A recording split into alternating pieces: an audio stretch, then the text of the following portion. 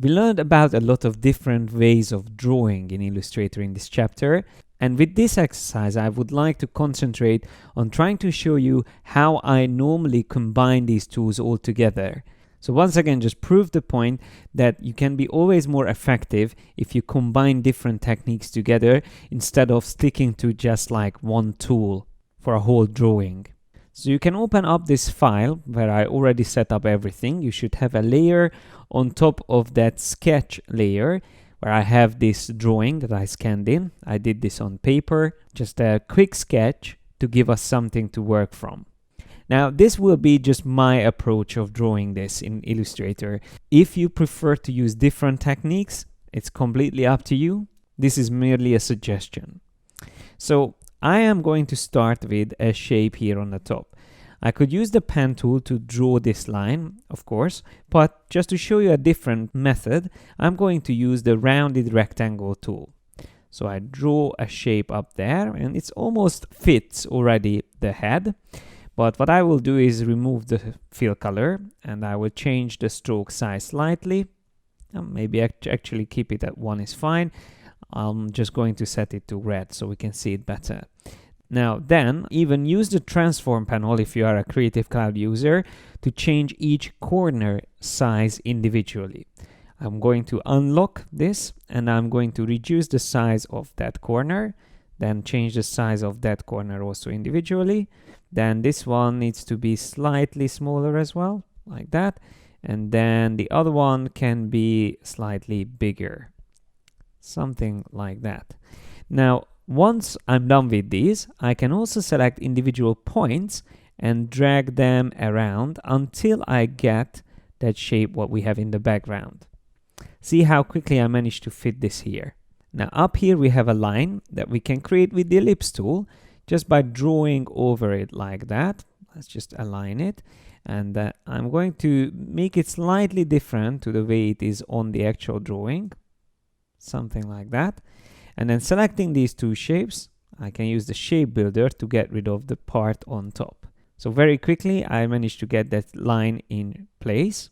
And then I can now switch to the pencil tool, for example, to draw this section here. And as long as you have the keep editing option on, you can continue drawing it. Then there's another ellipse there. So I use the ellipse tool, again the ellipse tool for this, an ellipse tool for the eye. And if I want to make it exactly the same size, just hold down Alt and drag with the selection tool. Then for these shapes, I could even switch to the blob brush tool. Let me just make it slightly smaller, and then we can paint over this part here. So that's one of the plasters, like that. And then if I want, I can always smooth these lines out. So I can select it, switch to the smooth tool, and just draw around it, around these shapes. And it's good to know that whenever you see that you are using the same color as the highlight color of your layer, you can double click on the layer and change the color. So instead of light red, I'm going to use something different like cyan that stands out a bit more so I can see my anchor points much better. And then once again, I can draw this other shape maybe with the ellipse tool because it's closer to an ellipse, like that. And then zooming closer, maybe I'll change the color on it so just we can see that this is a different shape. And I'm going to select this point here and just amend the corners slightly, drag it out, select the other point, amend that as well using the handles, and maybe also drag it out slightly. For the neck, I'm going to start from around here and then click and drag to create a curve like that. I will press Shift X to set this to stroke color, and I'm just going to increase the stroke size and then switch to the width tool. Remember that's here, width tool, and I'm going to increase the one at the bottom and also increase the one on top to get it exactly into the shape I need. Once it's ready, I can just object expand appearance. So now it became a filled shape. I can do the same thing with the head now and add the fill color on it. I'm going to just choose a color that stands out from the other colors. Just say green. And then to make sure that the neck is not visible like this, I'm going to select it and use the shortcut to send it backwards, Command Shift or Control Shift square bracket. Or you can always go to the layers and drag it all the way at the bottom. So now it's all the way at the back, so it's not in the way. If I want this bottom part of the neck to be straight, I can select the eraser tool, hold down the Alt key and make it straight like that.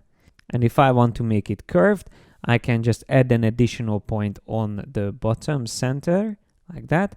And then using the selection tool, I can drag it down and change it to a curved point up here.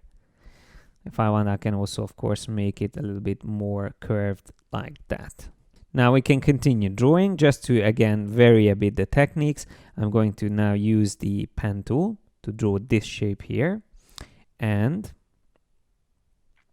once we have it ready, I'll change the color of it. So I pick a color from the drawing with the eyedropper tool, send it again to the back. And then to draw that top half of this shape, I'm going to press Shift D until I have the Draw Inside mode selected.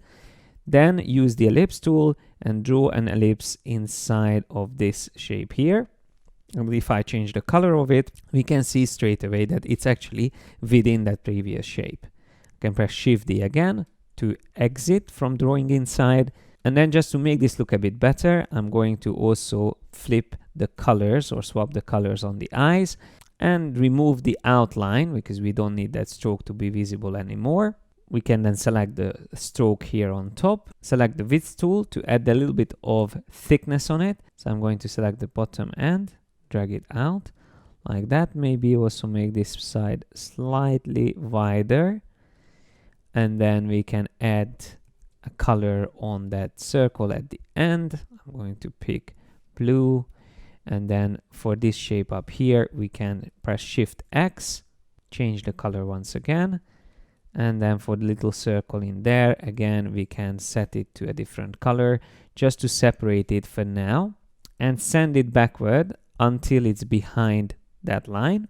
And selecting that line again, I can also make sure that within the stroke options, I use round cap. So at the end, it has a round shape instead of a straight one. And there's one more thing I would do here on this shape. I would just use the smooth tool to make it a little bit nicer and more fluid. And of course, if you want to check your drawing, you can always turn off the sketch layer and turn it back on to be able to continue. And don't worry about the colors, you can always change them later. What's more important is to build up all the shapes that you need to finish this drawing.